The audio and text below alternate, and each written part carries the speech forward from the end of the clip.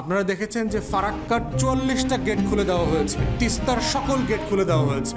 দেখবেন যে গল্পটা সবচেয়ে বেশি বলে যে উজান থেকে আসা বৃষ্টির পানি, ভারতের নাম বলে না, ভাসুরের নাম দেখবেন কোনো গণমাধ্যম বলে না। উজান থেকে পানিটা কোত্থেকে আসে? উজানে কি দেবদত্ত আছে ওরা পানি ছেড়ে দেয়? ওখানে কি তাবিজ দিতে হবে? ওখানে কে আছে যে পানি ছেড়ে দেয়? উজান থেকে দুইভাবে পানি আসে। উজানের দেশ মানে কোনটা? ভারত। উজান শব্দের মানে বাংলাদেশিদেরকে বুঝতে হবে, উজান মানে হচ্ছে ভারত, আমরা ভাটির দেশ। তো উজান থেকে দুইভাবে পানি আসে। উজান থেকে পানি আসে, একটা হচ্ছে বৃষ্টির পানি আসে। পৃথিবীতে সবচেয়ে বেশি বৃষ্টিপ্রবণ অঞ্চল হচ্ছে আমাদের যে পার্শ্ববর্তী ভারতের যে রাজ্য আছে মেঘালয়। এই মেঘালয়ের শিলং চেরাপুঞ্জি হচ্ছে পৃথিবীতে গড়পড়তায় সবচেয়ে বেশি বৃষ্টি হয় হচ্ছে ওইখানে।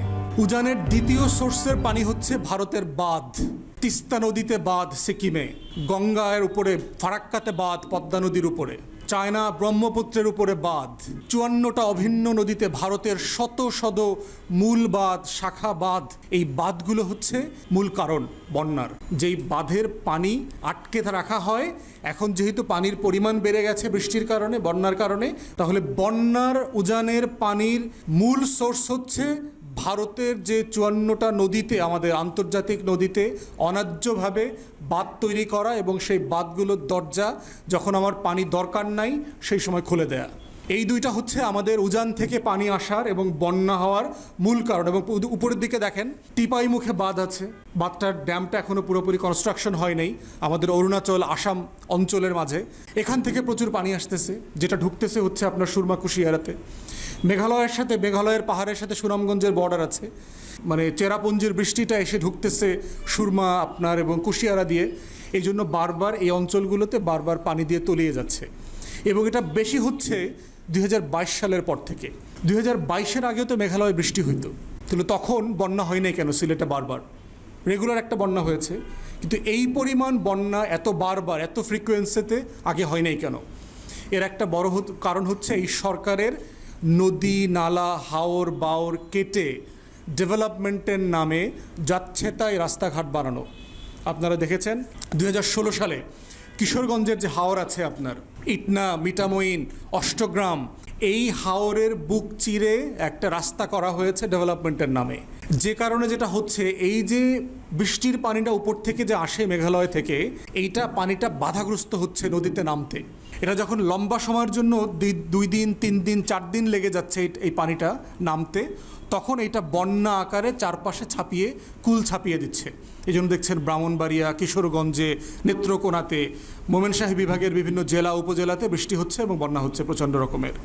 তাহলে এই যে ডেভেলপমেন্ট, আপনি দেখেন একইভাবে বন্যা হচ্ছে কোথায়? আপনি দেখবেন চলন বিল ডুবে যাচ্ছে, আমাদের ঐতিহাসিক বিল, যেটার গত শতাব্দীতে আমরা দেখেছি এটা 1500 বর্গ কিলোমিটার ছিল চলন বিল, যেটা রাজশাহী বিভাগের পাবনা, সিরাজগঞ্জ, নাটোর এই জেলাগুলোর উপর দিয়ে প্রবাহিত ছিল। সেখানে রাস্তা করেছে এই আওয়ামী লীগ সরকার গত 96 থেকে 2001-এর টার্মে 55 কিলোমিটার রাস্তা করেছে। রাস্তা করে দিয়ে চলন বিলকে কেটে দিয়েছে। একইভাবে দুই পাশ মানে পানি উপচে পড়ে বন্যা হচ্ছে।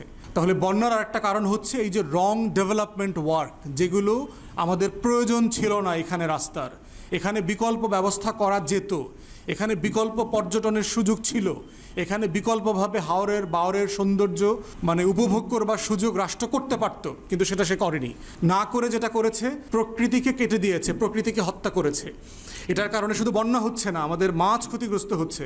বিল অঞ্চলের মানুষ, হাওর অঞ্চলের মানুষদেরকে জিজ্ঞেস করবেন আজ থেকে 10 বছর আগে, 20 বছর আগে, 30 বছর আগে যে শত শত প্রজাতির মাছ পাওয়া যেত, জেলেরা বলবে এখন এই মাছগুলো নাই, হারিয়ে গেছে, কোনো মাছ নাই এরকম। তাহলে শুধু আমার বন্যা হচ্ছে না, আমার মাছের ক্ষতিগ্রস্ত হচ্ছে, চাষবাসের জমি নষ্ট হয়ে গেছে, পলিউশন বেড়েছে। তার একটা কারণ হচ্ছে আপনার নদীর নাব্যতা, যে প্রত্যেকটা নদীতে যে গভীরতা থাকা দরকার এই গভীরতাটা নাই। গভীরতাটা কেন থাকে না নদীর? একটা কারণ হচ্ছে যে কৃত্রিমভাবে যে ভারত বাঁধ দিয়েছে, নদীর যে একটা স্বাভাবিক জীবন ছিল এই জীবনটা ক্ষতিগ্রস্ত হয়েছে, সে আহত হয়েছে। প্রত্যেকের, আমাদের যাদের জীবন আছে প্রত্যেকের জীবনের একটা স্বাভাবিক বাহন আছে, স্বাভাবিক চলমানতা আছে।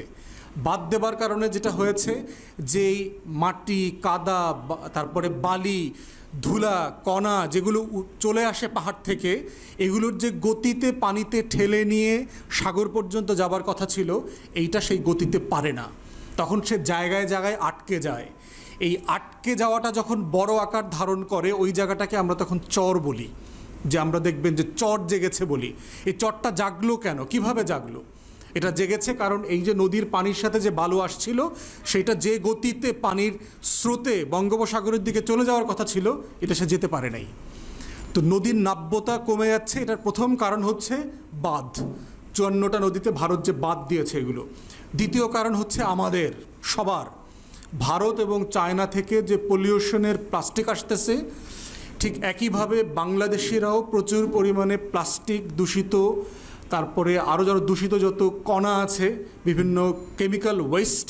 আপনারা পুরান ঢাকায় যাবেন, দেখবেন বুড়িগঙ্গার পাশে দিয়ে কিভাবে ময়লা ড্রেন দিয়ে ময়লা কেমিক্যাল বের হচ্ছে সেখানে। এই ময়লাগুলো, প্লাস্টিকগুলো মাটির নিচে জমে থাকে, জমে আস্তরের পর আস্তর হয়। আমরা গত কয়দিন আগে, কত বছর 2-3 আগে দেখলাম বরিশালের কীর্তনখোলা নদীর 26 দিন ধরে ড্রেজিং করতেছে, শুধুমাত্র প্লাস্টিক এসছে, শুধুমাত্র প্লাস্টিক আসতেছে।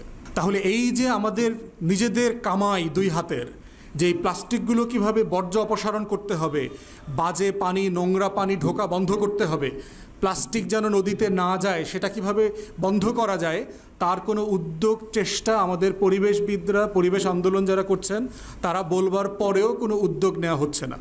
অতএব নদীর যে গভীরতা সেটা কমে যাচ্ছে।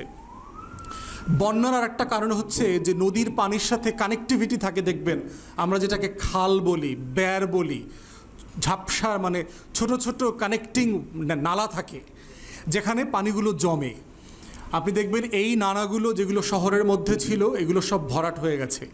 নদীর পাড় ঘিরে যারা দখলদার আছে সরকারি দলের, এরা দেখবেন পাড় ঘিরে ঘিরে দালান কোঠা করছে।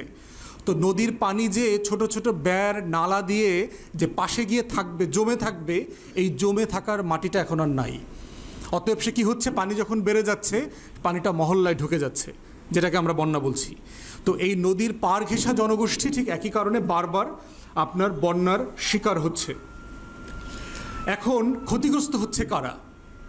মূলত হচ্ছে দেখবেন যে নিম্নভূমিতে কারা থাকে। আপনারা যারা গ্রামে থাকেন, গ্রামে যাওয়া আসা করেন, দেখবেন, অথবা চর হাওর অঞ্চলের মানুষ, চরে সাধারণত গরিব মানুষরা থাকে।